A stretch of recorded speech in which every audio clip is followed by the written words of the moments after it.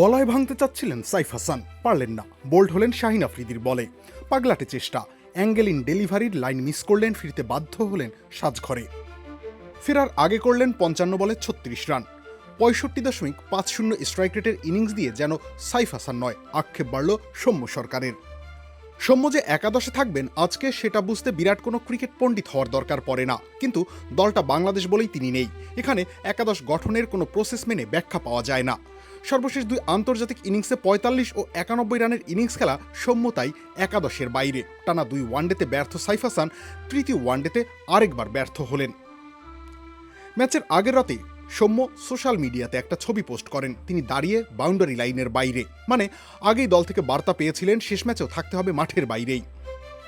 দল নির্বাচনের প্রতিটা সিদ্ধান্তের পেছনে অবশ্যই কিছু যুক্তি থাকে। টিম ম্যানেজমেন্ট সবসময় কোনো না কোনো ব্যাখ্যা দাঁড় করাতে পারেন, কিন্তু কখনো কখনো সেই ব্যাখ্যাগুলো খুব ভঙ্গুর মনে হয়।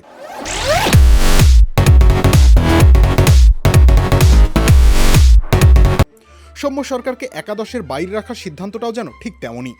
ব্যাখ্যা দেওয়া যায়, কিন্তু বিশ্বাস করা কঠিন।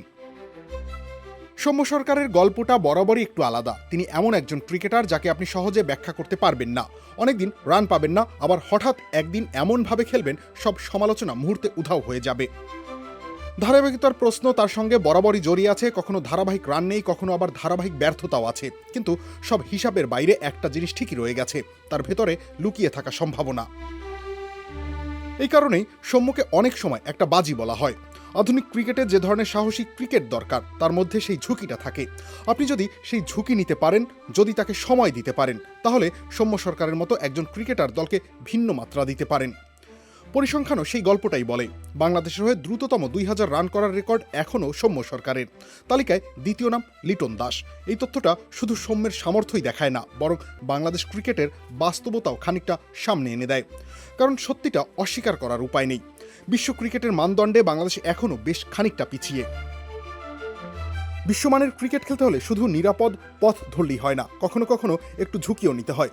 ভিন্ন কিছুতে বাজি ধরতে হয়। সেই বাজির নাম যদি হয় সৌম্য সরকার, তাহলে সেটা নিছক আবেগ নয়, বরং সাহস দেখানো। বাংলাদেশ টিম ম্যানেজমেন্ট সেই সাহসই দেখাতে পারেনি।